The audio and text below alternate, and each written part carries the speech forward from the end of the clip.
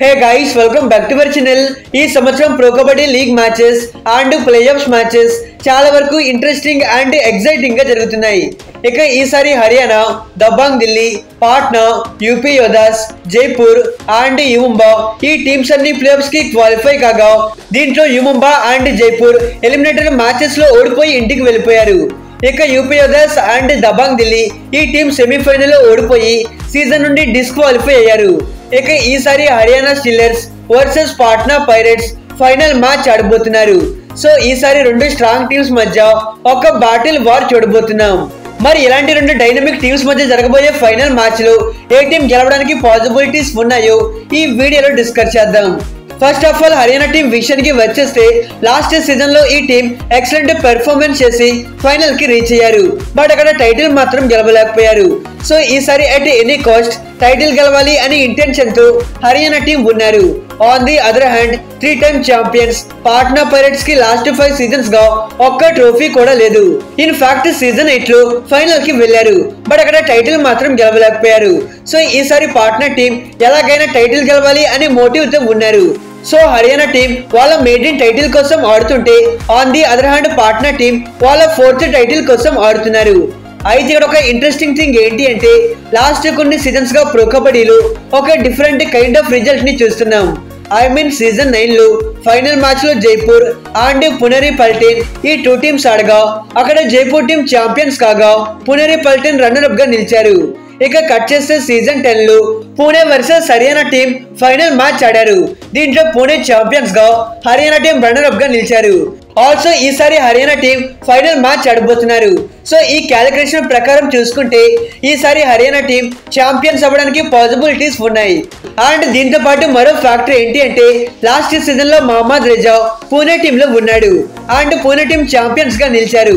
అయితే ఈసారి మహమ్మద్ రిజా హర్యానా టీం లో ఉన్నాడు. సో దీని ప్రకారం చూసుకున్నా హర్యానా టీం ఛాంపియన్స్ అవ్వడానికి ఛాన్సెస్ ఉన్నాయి.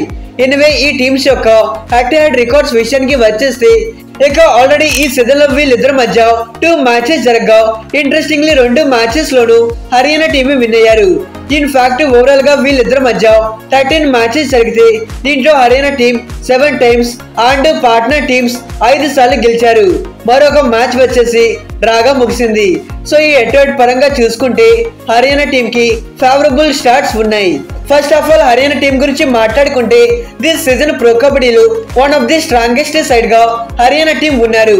ఈ లీగ్ స్టేజ్ లోనే వీళ్ళు 16 మ్యాచెస్ గెలిచారు. అయితే వీళ్ళకి శివం పటారే, సాహిల్ అండ్ వినయ్ ఇలాంటి ఫ్యాంటాస్టిక్ రైడర్స్ ఉన్నారు. ఎస్పెషల్లీ వినయ్ అండ్ శివం పటారే వీళ్ళిద్దరూ మోస్ట్ కన్సిస్టెంట్ పర్ఫార్మర్స్ గా ఉన్నారు. వీళ్ళిద్దరూ more than 150+ right points score చేశారు.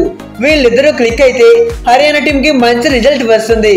ఆల్సో వీళ్ళ డిఫెండర్స్ గురించి మాట్లాడుకుంటే రాహుల్ సేత్పాల్, మహమ్మద్ రిజా, సంజయ్, జైదీప్ ఇలాంటి వండర్ఫుల్ అండ్ సాలిడ్ డిఫెండర్స్ ఉన్నారు. ఎస్పెషల్లీ లాస్ట్ మ్యాచ్ లో రాహుల్ సేత్పాల్ నుండి అవుట్ స్టాండింగ్ పర్ఫార్మెన్స్ చూసాం. ఒక గేమ్ చేంజింగ్ పర్ఫార్మెన్స్ చేశాడు.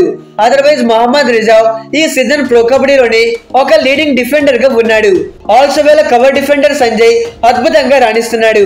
మరి ఈ మ్యాచ్ లో హర్యానా టీం గెలవాలి అంటే డెఫినెట్లీ వాళ్ళ రైడర్స్ ఒక అటాకింగ్ గేమ్ ఆడాలి. అట్ ద సేమ్ టైం వాళ్ళ డిఫెండర్స్ కూడా ఒక అగ్రెసివ్ అప్రోచ్ తో ఆడాలి. Otherwise talking about Patna Pirates both Devang and Ayan వీళ్ళిద్దరూ పాట్నా టీం కి మేజర్ పిల్లర్స్ గా ఉన్నారు.